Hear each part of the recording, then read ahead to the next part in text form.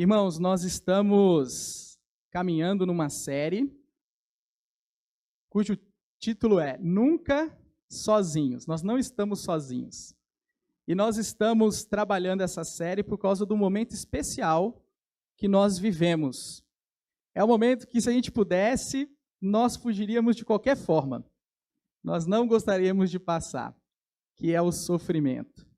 E nós temos visto quantos irmãos nossos estão sofrendo com problemas graves, e nós oramos, inclusive, hoje no culto por isso.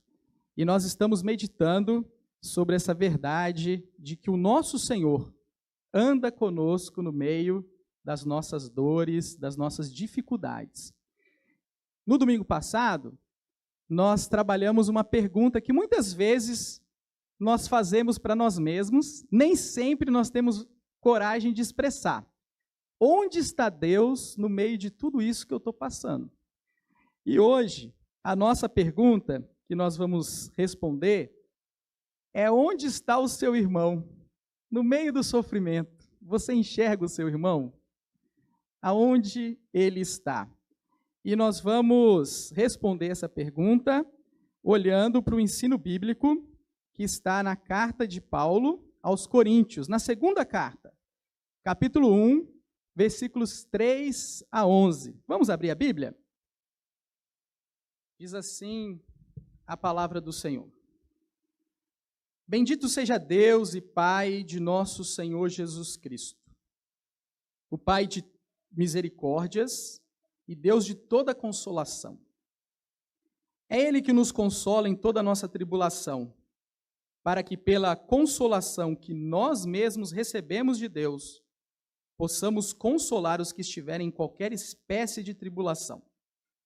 Porque assim como transbordam sobre nós os sofrimentos de Cristo, assim também, por meio de Cristo, transborda o nosso consolo. Se somos atribulados, é para o consolo e a salvação de vocês. Se somos consolados, é também para o consolo de vocês. Esse consolo se torna eficaz na medida em que vocês suportam com paciência os mesmos sofrimentos que nós também suportamos. A nossa esperança em relação a vocês é sólida, sabendo que assim como vocês são participantes do sofrimento, assim também serão participantes da consolação. Porque não queremos, irmãos, que vocês fiquem sem saber que tipo de tribulação nos sobreveio na província da Ásia. Foi algo acima das nossas forças, a ponto de perdermos a esperança até da própria vida. De fato, tivemos em nós mesmos a sentença de morte, para que não confiássemos em nós mesmos, e sim no Deus que ressuscita os mortos, o qual nos livrou e ainda livrará de tão grande morte. Nele temos esperado que ainda continuará a nos livrar, enquanto vocês nos ajudam com orações a nosso favor, para que por muitos sejam dadas graças a Deus a nosso respeito pelo benefício que nos foi concedido por meio da súplica de muitos. Irmãos, o sofrimento frequentemente desperta em nós empatia por aqueles que sofrem. Sofrimento tem esse poder de fazer em nós, né? São raras as pessoas que passam por sofrimento e não despertam empatia pelos outros. Ou veem alguém sofrendo muito e não se compadece, não tem sensibilidade pela dor do outro. No entanto, reconhecer nossa responsabilidade diante do sofrimento do outro é um passo mais profundo e exige muito mais do que apenas sensibilidade. A sensibilidade talvez seja o primeiro passo. A sensibilidade talvez seja aquele momento em que o nosso coração fica quebrado, partido, emocionado, lamentando, perplexo. Mas, para nós nos sentirmos responsáveis diante disso, é um passo a mais. E existem alguns fatores que mostram quando que esse passo a mais é dado. Por exemplo, quando nós somos muito próximos de alguém que está sofrendo. Às vezes não tem nem escape, né? Nem escolha. Se é alguém da nossa família, se é um amigo muito próximo, íntimo, se é alguém que nós nos sentimos responsáveis ou em dívida, quando nós vemos essa pessoa sofrendo, a gente age em favor. Ou quando nós começamos a amadurecer. E aí a gente começa a perceber que eu tenho uma missão no meio do sofrimento do meu próximo, daquele que está ao meu lado. É um sinal de maturidade também. Outro motivo é quando nós nos sentimos pertencentes a uma comunidade. Quando a gente apenas passeia pela comunidade, visita esporadicamente, a gente não tem esse vínculo, essa noção, esse compromisso forte.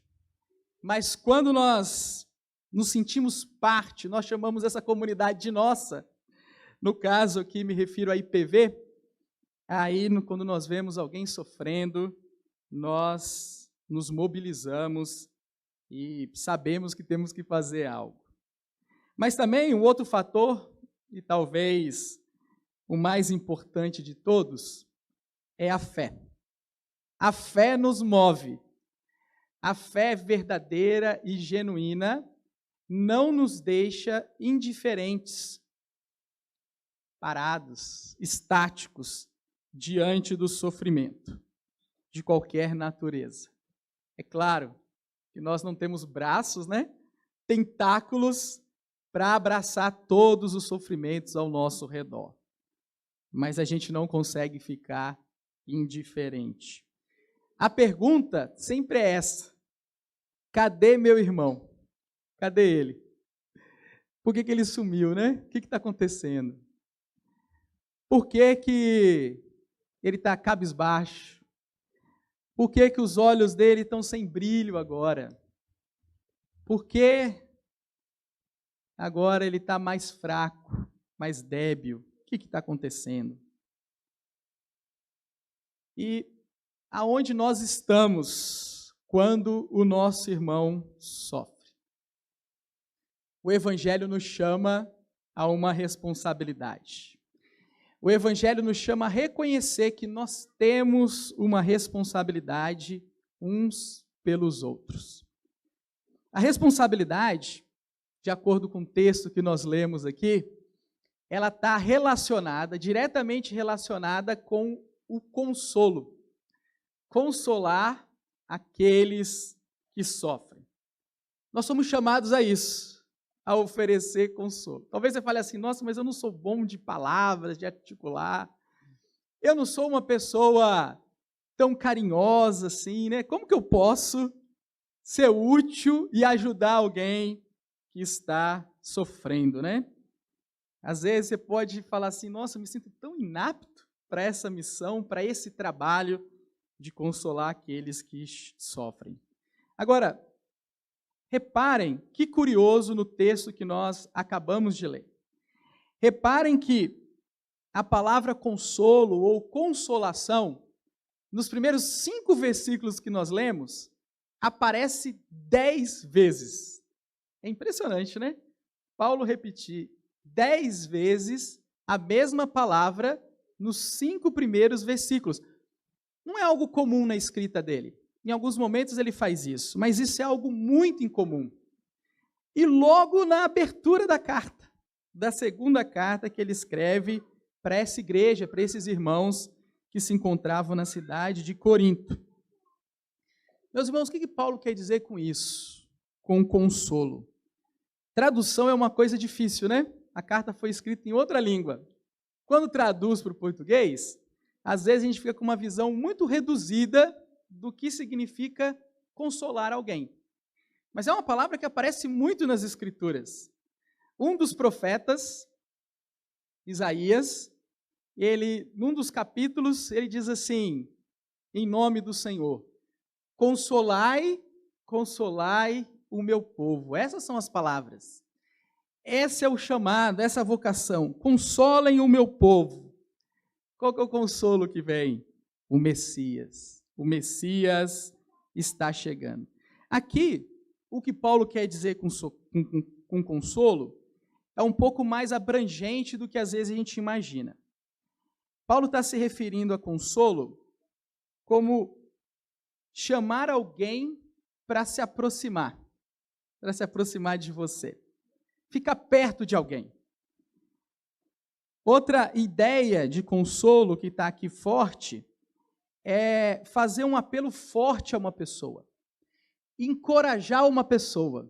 Alguém que precisa de encorajamento. Você vai lá e leva essa palavra de encorajamento ou insiste com essa pessoa. Outra ênfase que essa palavra normalmente é utilizada é de um jeito acolhedor e amigável a alguém. É uma espécie de hospitalidade. Às vezes, não necessariamente trazer alguém para a sua casa física, mas trazer alguém para a sua vida, né? Para compartilhar a sua vida. Essa ideia de hospitalidade, de intimidade, né? Essa é a ideia de consolo. Está sempre relacionado com uma pessoa se dirigindo a outra, falando a outra, verbalizando. E o objetivo de levar consolo é sempre tentar mudar o humor ou a situação daquela pessoa que está abatida, dando-lhe coragem, nova esperança, nova direção, nova perspectiva sobre aquilo que ela está enfrentando. Talvez momentaneamente, ou talvez esse consolo é apenas para o próximo dia, ou às vezes pode ser para o resto de uma vida. Quando vem um sofrimento que muda a nossa vida para sempre. Essa é a ideia que Paulo está trazendo para nós na carta. E aí, eu pesquei algumas coisas aqui que poderiam nos ajudar, para a gente poder entender isso na prática, como que a gente pode levar e compartilhar consolo com aqueles que sofrem, quando nós nos sentimos responsáveis. A primeira coisa que fica bem patente no texto é que qualquer consolo que a gente pode querer ou tentar levar para alguma pessoa, um consolo verdadeiro, né? Um consolo significativo, um consolo substancial. Qualquer consolo que a gente queira levar para alguém, o texto nos leva a perceber que ele vem de Deus. A origem dele é o próprio Deus.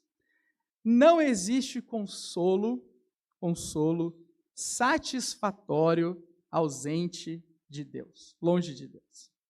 Isso é muito legal, porque o que Paulo está mostrando para nós aqui nessa carta é que Deus trabalha através de nós. Esse é um conceito muito legal das Escrituras. Deus trabalha através de nós. Não somente através de nós, mas Ele trabalha muitas vezes, na maioria das vezes, através de nós. Mas olha que interessante o que Paulo fala logo no comecinho, nos textos que nós lemos. Antes de Deus trabalhar por meio de nós, para consolar alguém, Ele trabalha em nós. Isso é impressionante. Qual deveria ser a nossa visão diante do sofrimento? Como Deus olha tudo isso? Paulo começa dizendo assim, que Deus é o Pai de misericórdias. Olha que impressionante isso. Muitas vezes, as pessoas que estão sofrendo, elas têm dificuldade de perceber a presença de Deus. Ou têm dúvidas do porquê estão sofrendo. Às vezes relacionam o sofrimento com alguma culpa, com algum erro, com algum pecado ou com alguma maldade que precisa ser expiado e precisa ser purgado. E quando a pessoa assume isso, necessariamente ela se afasta de Deus. Ela acha que Deus é cruel demais com ela, ou injusto, ou terrível. Ou então a pessoa olha para essa situação e fala assim: poxa, Deus se esqueceu de mim. Fiz tanta coisa para Ele, e agora Ele deixa eu passar por isso, Ele se esqueceu de mim. Mas alguém que estava sofrendo profundamente, como Paulo diz assim, no meio do meu sofrimento, no meio da minha tribulação, Deus, eu vejo que Ele é um Pai de misericórdias. Imagina passar por isso, por lutas duras, e você saber que você tem um Pai todo-poderoso, que te enxerga, que te vê, te conhece. E diz mais ainda sobre Deus. Diz ainda que Deus é um Deus de toda consolação. Não é um Deus que só assiste. Não é um Deus que tem prazer e alegria de ver você em sofrimento. Mas é um Deus que está presente e caminha com você no meio do sofrimento. Deus se importa conosco. Todo mundo que já passou pelo sofrimento com Deus sabe disso. Deus se compadece de nós nas nossas dores. Não distante, mas Deus caminha conosco. E Deus nos consola. Só que no meio do sofrimento, quando Ele bate, assalta pessoas ao nosso redor, pessoas queridas ou o nosso próximo, muitas vezes nós questionamos isso, duvidamos. Uma forma que nós temos de consolar é caminhar com essa pessoa, ajudando ela a lembrar dessas verdades. Não impondo, mas ajudando ela a lembrar dessas verdades. Porque essas verdades não são coisas que nós apenas tentamos compreender intelectualmente, mas é fruto de experiências reais que nós passamos com o nosso Deus amado.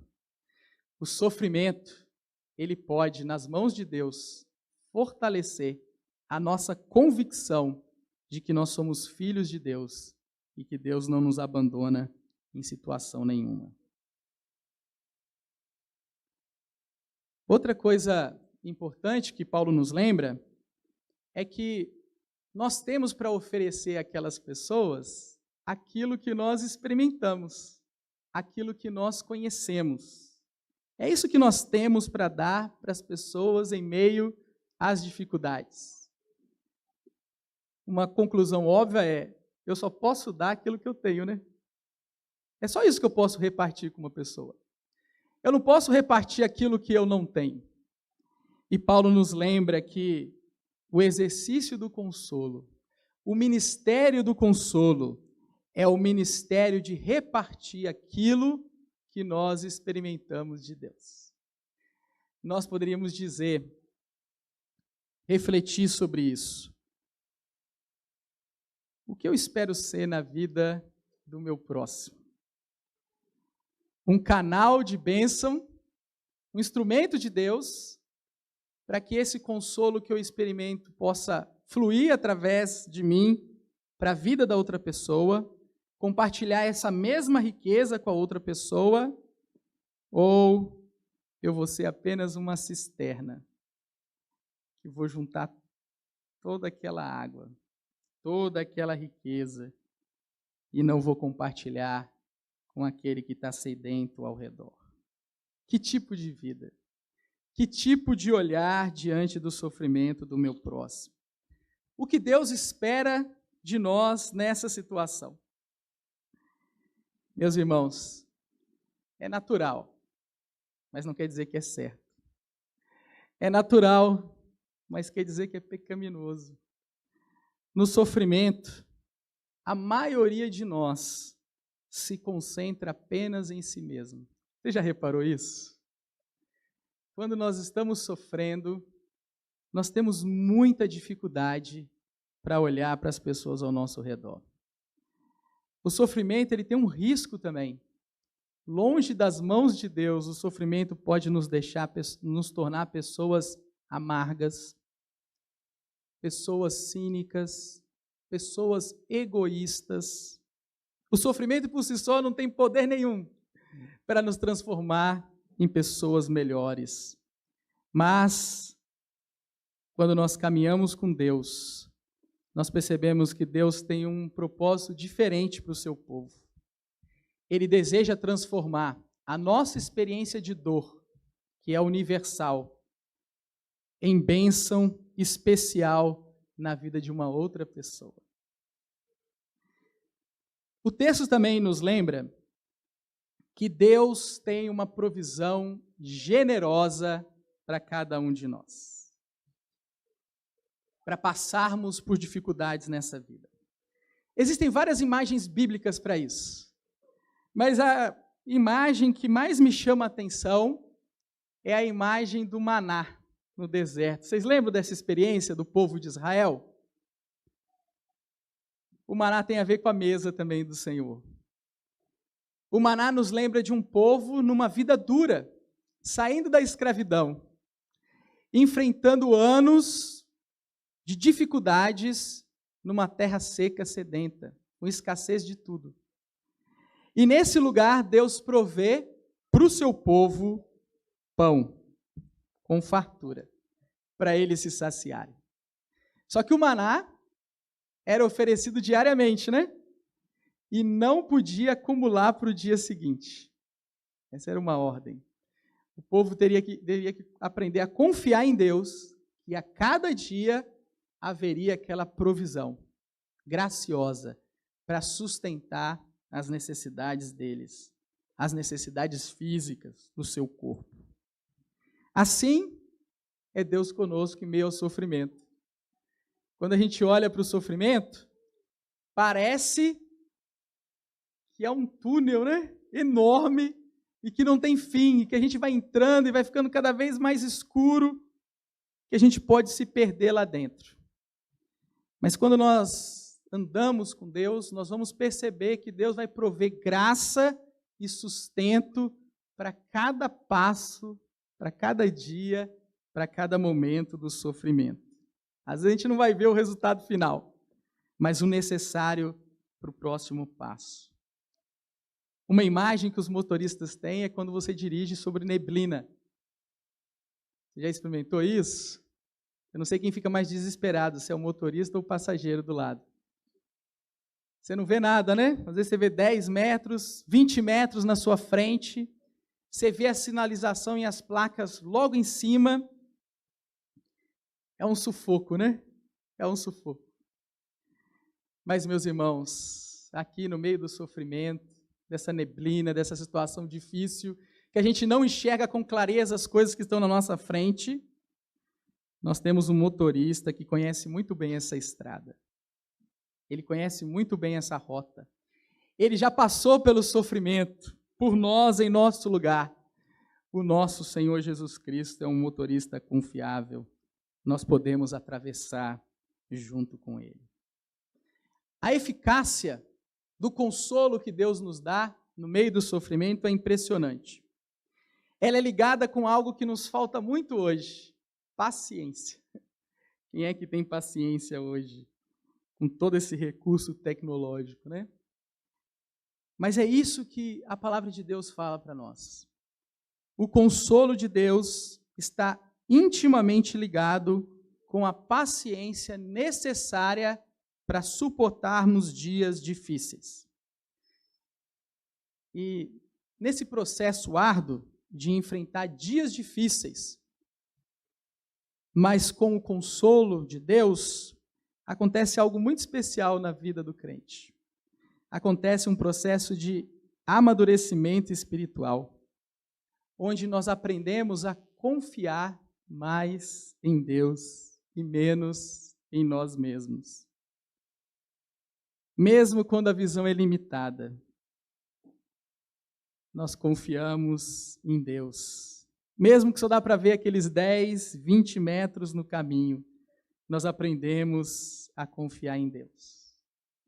O consolo divino, em meio ao sofrimento, tem poder para gerar em nós uma série de virtudes.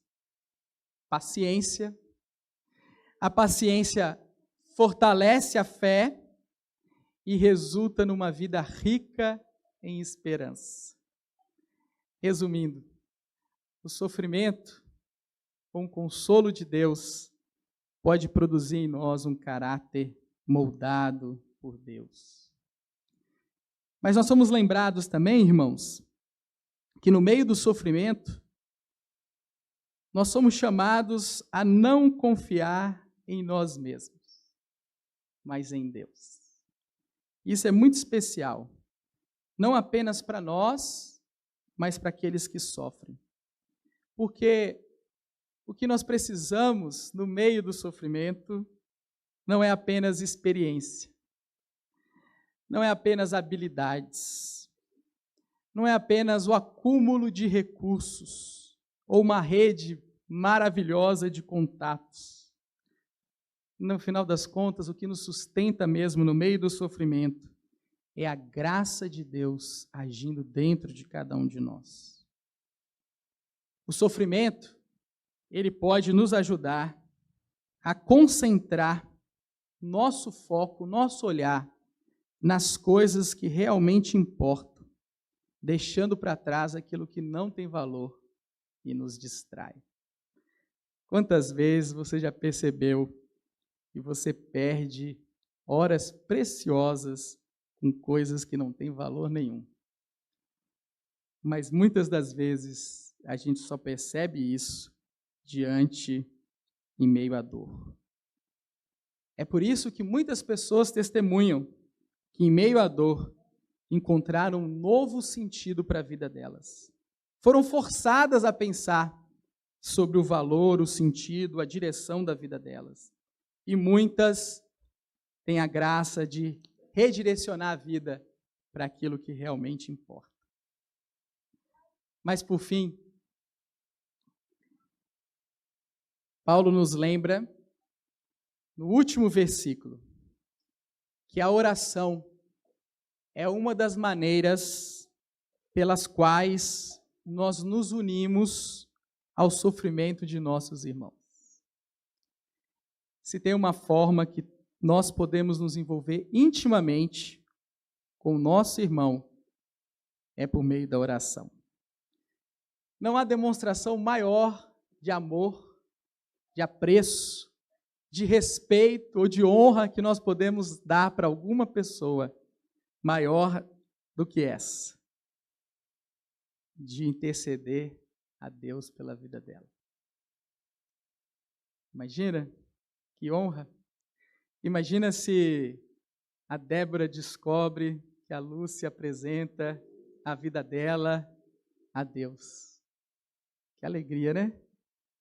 Imagina se o André descobre que a Raíssa apresenta a vida dele a Deus naquele momento difícil da vida dele.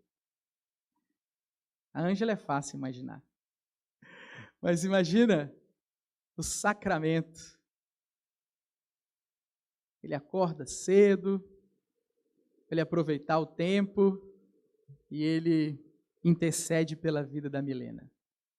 Sabe que ela vai ter um dia difícil e ele ora por ela.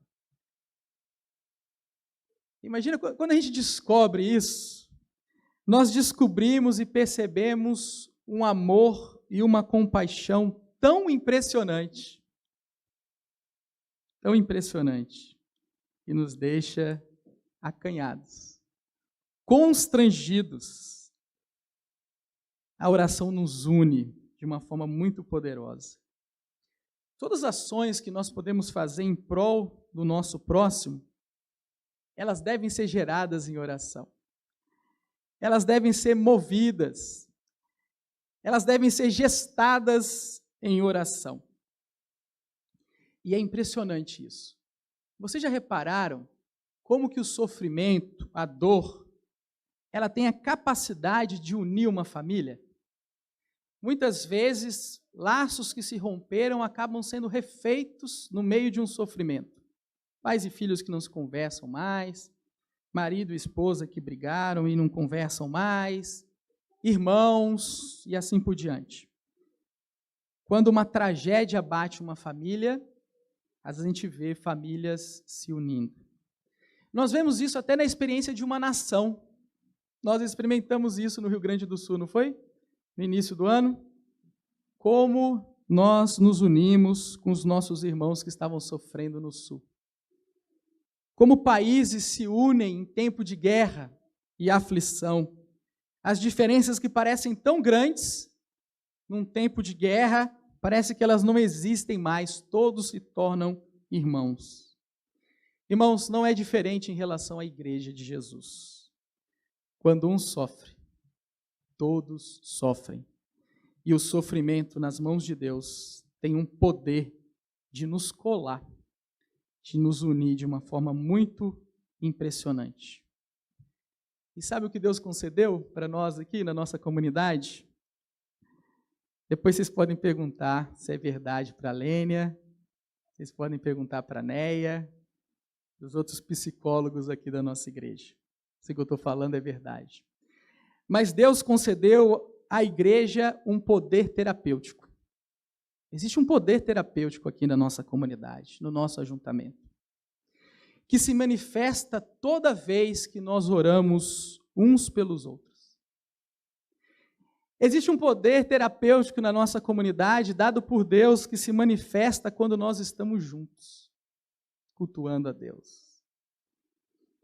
Existe um poder terapêutico que Deus concedeu graciosamente a nós, quando nós choramos uns pelos outros. Existe um poder terapêutico impressionante no nosso meio, quando nós carregamos os fardos uns dos outros. É graça de Deus. Nós temos presenciado isso no nosso meio.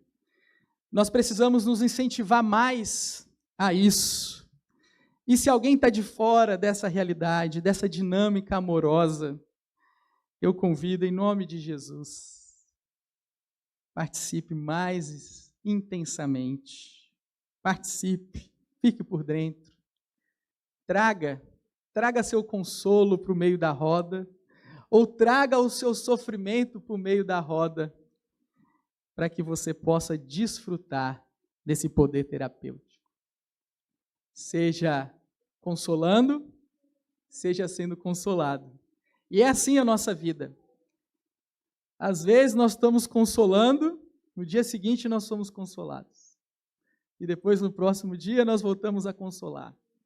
E essa é a dinâmica da vida de Deus, do povo de Deus. Meus irmãos, Deus concede graça a nós, para nós passarmos por esses momentos juntos. É aí que está a beleza da igreja. É aí que está a graça da igreja. É aí que está o poder da igreja de Jesus nessa terra. Que Deus nos abençoe. Amém?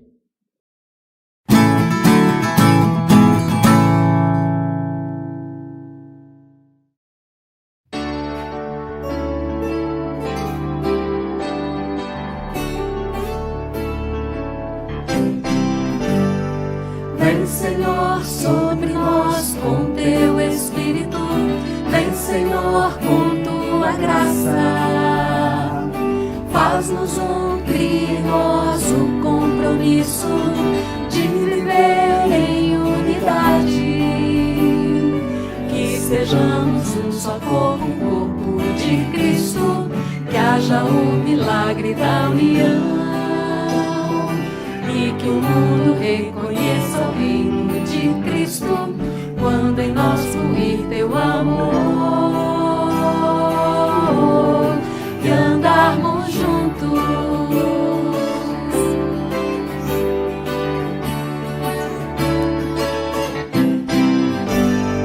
Vem, Senhor, sobre nós com teu Espírito. Vem, Senhor, com tua graça. Faz-nos crie em nós um compromisso de viver em unidade. Que sejamos um só corpo, o corpo de Cristo. que haja o milagre da união e que o mundo reconheça o reino de Cristo quando em nós fluir teu amor e andarmos juntos na alegria, juntos em adoração, juntos se chorarmos, juntos no partir do pão. Somos teu rebanho, dá-nos plena comunhão, Senhor. Somos teu povo.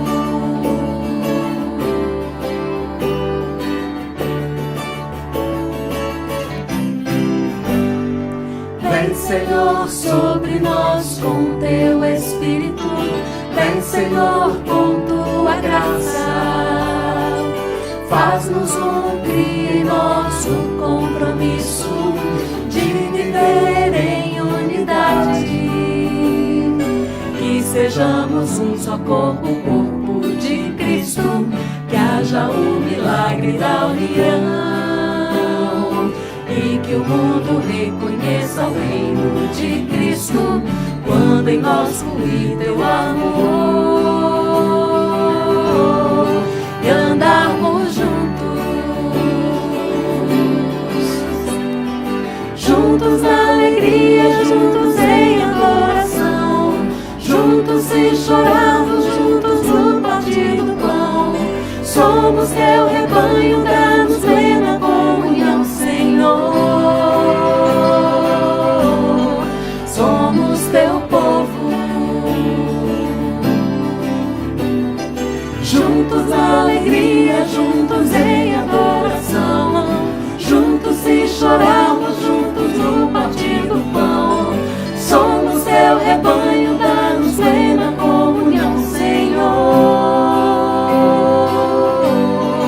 Somos teu povo. Juntos na alegria, juntos em adoração, juntos se chorarmos, juntos no partir do pão. Somos teu rebanho.